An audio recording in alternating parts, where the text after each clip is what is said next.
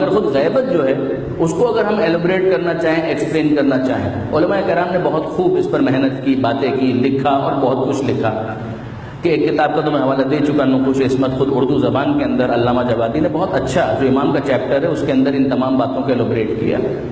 اس کے علاوہ ایک مفصل کتاب آیت اللہ صافی الپیگانی، ان کی کتاب جمال منتظر، الحمدللہ کہ اس کا بھی اردو ترجمہ ہو چکا، بہت مفصل کتاب، اور اس میں بھی انہوں نے اس موضوع کو بیان کیا اور اس نقطے کو بیان کیا کہ جو ابھی میں آپ کے ساتھ شیئر کرنے جا رہا ہوں۔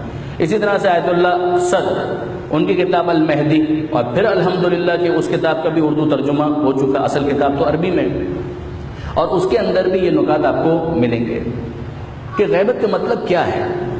ایک ہے غیبت شخص اور ایک ہے غیبت شخصیت۔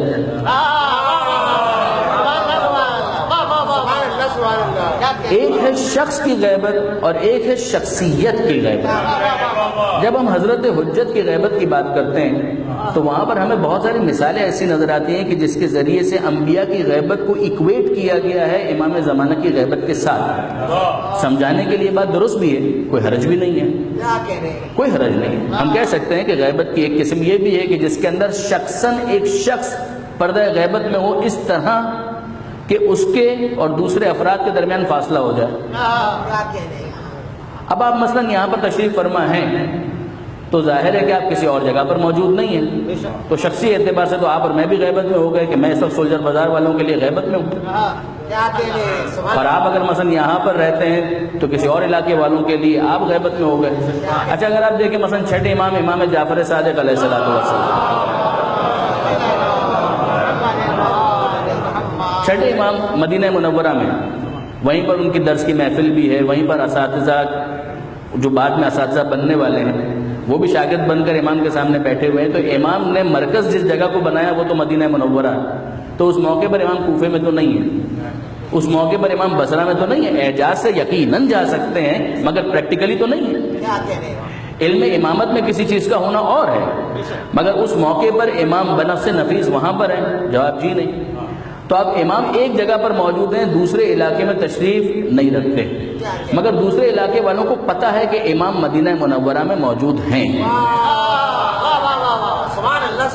ایسا نہیں ہے کہ کسی کو بھی نہ پتہ ہو، معلوم ہی نہ ہو، ایک بڑی تعداد کو پتہ ہی نہ ہو کہ امام کس جگہ کو اپنا مرکز قرار دیے ہوئے، ایسا نہیں ہے۔ ان کو معلوم ہے کہ یہ جگہ ہے، یہ شہر ہے کہ جہاں پر امام تشریف فرما ہے۔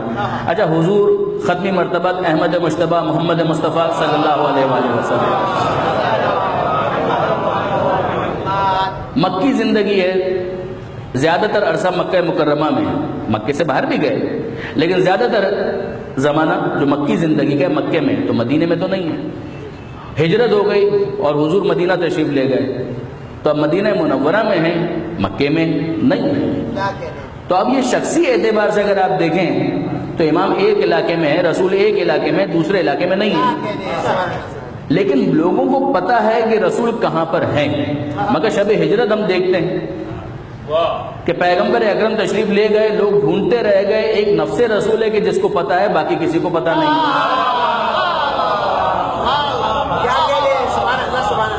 تو شخصی اعتبار سے اگر ہم دیکھیں تو اس موقع پر وہ غیبت نمایاں ہو کر سامنے آتی ہے کہ 3 دن تک رسول ہیں کہاں پر، لوگوں کی ایک بڑی تعداد ہے وہ واقف نہیں۔ یہ شخصی غیبت ہے، شخصی اعتبار سے پرسنل اکلٹیشن جس کو کہا جائے کہ یہ غیبت ہے۔ مگر ایک ہے شخصیت کی غیبت کہ شخصاً وہ فرد موجود ہو مگر اس کی شخصیت پردہ غیبت میں ہو۔ مثلا آپ اتنے افراد یہاں پر تشریف فرما ہیں، آپ میں سے کوئی ڈاکٹر بھی ہوگا مگر ظاہر ہے کہ آپ کی پیشانی پر تو نہیں لکھا ہوا کہ آپ ڈاکٹر ہیں۔ آپ میں سے ہو سکتا ہے کوئی وکیل ہو مگر آپ کی پیشانی پر تو نہیں لکھا ہوا کہ آپ وکیل ہیں۔ تو شخصاً آپ یہاں پر موجود ہیں مگر شخصیت کے اعتبار سے آپ میرے لیے پردہ غیبت میں ہیں،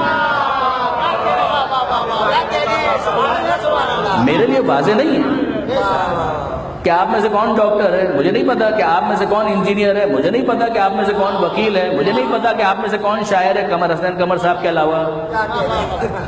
باقی ظاہر ہے کہ شعراء کرام یہاں پر تشریف فرما ہوں گے، صاحبان علم دانشور موجود ہوں گے، میں نہیں جانتا، میں واقف نہیں ہوں۔ تو شخصاً آپ تشریف فرما ہے مگر آپ کی شخصیت میرے لیے پردہ غیبت میں ہے۔ اب امام زمانہ کے حوالے سے یہ سوال ہے کہ امام زمانہ شخصاً غیبت میں ہے یا شخصیت کے اعتبار سے پردہ غیبت میں؟ اور پھر اس حوالے سے جو بحث ہے وہ آگے بڑھتی ہے، اور اس کی بھی مثال پھر قصص الانبیاء سے بیان کی گئی۔ خود قرآن مجید کے اندر 12واں سورہ، سورہ یوسف، اور اس کے اندر جناب یوسف علیہ السلام کا جو قضیہ ہے، اگر اس کو ہم دیکھیں کہ برادران یوسف پہنچ گئے مصر، اور ایک عرصے کے بعد جب انہوں نے جناب یوسف علیہ السلام کو دیکھا تو شخص یوسف کو دیکھ رہے ہیں مگر یوسف کی شخصیت کو پہچان نہیں پا رہے ہیں۔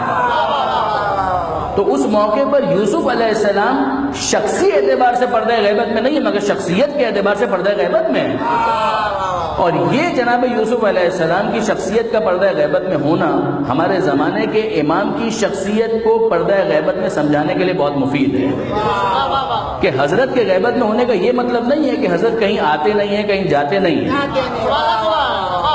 یا کہیں جزیرہ خضرہ کے اندر اپنے آپ کو محصور کر لیا ہے، یا مثلا سرداب کے اندر وہ اپنے آپ کو محدود کر چکے ہیں، ایسا کوئی معاملہ نہیں۔ یہ پروپیگنڈا ہے، اور انصاف کی بات اس کو افواہ سے زیادہ کوئی درجہ نہیں دیا جا سکتا، یہ ریومرز ہیں۔ اگر مثلا ہم کتابوں کے اندر دیکھتے ہیں، زمخشری جیسے صاحب مطالعہ شخصیت نے بھی اس طرح کی باتیں لکھی، اور دیگر افراد نے بھی کہا، اور ان کے انٹرویوز بھی ٹی وی کے اوپر چل گئے، کتابوں میں تو تھیں یہ باتیں، کہ مثلا شیعہ حضرات اس بات کا اعتقاد رکھتے ہیں کہ سرداب میں، سامرہ میں حضرت حجت ہیں، اور وہیں پر ہیں اور وہیں پر رہیں گے، اور جب ظہور ہوگا تو وہاں سے برآمد ہوں گے۔ یہ زیادتی ہے، انصاف کی بات یہ کہ زیادتی ہے۔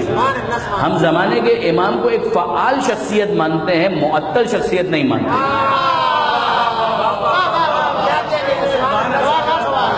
ایک فعال شخصیت، حضرت ختمی مرتبت احمد مجتبیٰ محمد مصطفیٰ صلی اللہ علیہ وآلہ وسلم، یہ جو شب ہجرت کی میں نے آپ کے سامنے بات کی، اگر اس سے پہلے ہم چلے جائیں 40 برس تک حضور ان کے درمیان موجود تھے۔ اعلان رسالت 40 سال کے بعد ہوا، مگر نبوت کب سے تھی؟ کنت نبیا و آدم بین الماء والطین، میں تو اس وقت بھی نبی تھا جب آدم مٹی اور پانی کے درمیان تھے۔ تو اعلان رسالت سے پہلے کے جو 40 سال ہیں اس موقع پر بھی حضور نبی ہیں، رسول ہیں، مگر شخص محمد سامنے موجود ہے، شخصیت محمد پردہ غیبت میں۔